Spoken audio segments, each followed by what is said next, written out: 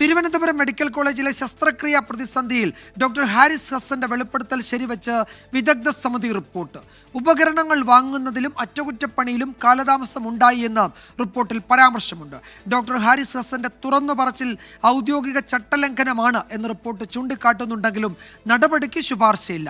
എന്ത് ശിക്ഷയും സ്വീകരിക്കാൻ തയ്യാറാണ് എന്നാണ് ഡോക്ടർ ഹാരിസ് ഹസന്റെ പ്രതികരണം. ഡോക്ടർ ഹാരിസിന്റെ വെളിപ്പെടുത്തലുകളെ പൂർണ്ണമായും തള്ളാതെയും കൊള്ളാതെയുമാണ് അന്വേഷണ സമിതി റിപ്പോർട്ട്. സംവിധാനത്തിലെ പാളിച്ചകൾ രോഗികൾക്ക് ബുദ്ധിമുട്ടുണ്ടാക്കുന്നുവെന്ന് സമിതി വിലയിരുത്തി. ഉപകരണങ്ങൾ വാങ്ങുന്നതിനുള്ള ഫയൽ നീക്കത്തിലെ കാലതാമസവും അറ്റകുറ്റപ്പണികളിലെ മെല്ലപ്പോക്കം സമിതി അക്കമിട്ട് നിരത്തുന്നു. യൂറോളജി വിഭാഗത്തിലെ ഫയൽ നീക്കത്തിൽ പ്രശ്നങ്ങളുണ്ടായെന്ന് വിലയിരുത്തുമ്പോഴും ഡോക്ടർ പറഞ്ഞ എല്ലാ കാര്യങ്ങളിലും വസ്തുതയില്ലെന്നാണ് അന്വേഷണ സമിതിയുടെ കണ്ടെത്തൽ. പരസ്യ പ്രതികരണം നടത്തിയ ഡോക്ടർ ഹാരിസ് ചട്ടലംഘനം നടത്തിയെന്ന് വിലയിരുത്തിയെങ്കിലും നടപടി ശുപാർശയില്ല.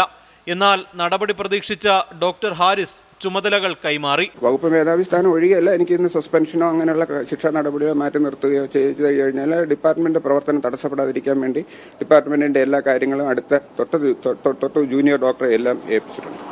സത്യം കണ്ട് പ്രതികരിക്കുന്ന ആളാണ്. അത് എനിക്ക് ഞാനൊരു സത്യസന്ധനായ വ്യക്തിയാണ്. അതിപ്പോൾ സത്യസന്ധൻ എന്ന് പറഞ്ഞു കഴിഞ്ഞാൽ നമ്മൾ കള്ളം പറയാതിരിക്കുക എന്നല്ല, സത്യം വിളിച്ച് മൂടിയിരിക്കുന്നതും അതിന്റെ ഒരു ഭാഗമാണ്. ഡോക്ടർക്കെതിരെ നടപടിയെടുത്താൽ സംസ്ഥാന വ്യാപക പ്രതിഷേധമെന്ന പ്രതിപക്ഷ നേതാവ്.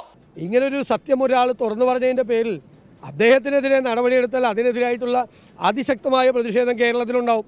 ഒരു സംശയം വേണ്ട കാര്യത്തിൽ. ഹാരിസിനെതിരെ നടപടിയെടുത്താൽ പ്രതിഷേധിക്കുമെന്ന ഡോക്ടർമാരുടെ സംഘടനയായ KGM-CTA ആരോഗ്യമന്ത്രിക്ക് കത്ത് നൽകിയിരുന്നു. മുഖ്യമന്ത്രിയും CPIM സംസ്ഥാന സെക്രട്ടറിയും ഡോക്ടർമാരെ വിമർശിച്ചതിന് പിന്നാലെ നടപടിയുണ്ടാകുമെന്ന അഭ്യൂഹം ശക്തമായതോടെയാണ് ഡോക്ടർമാരുടെ സംഘടന നിലപാടറിയിച്ചത്. MG പ്രതീഷ്, 24, തിരുവനന്തപുരം.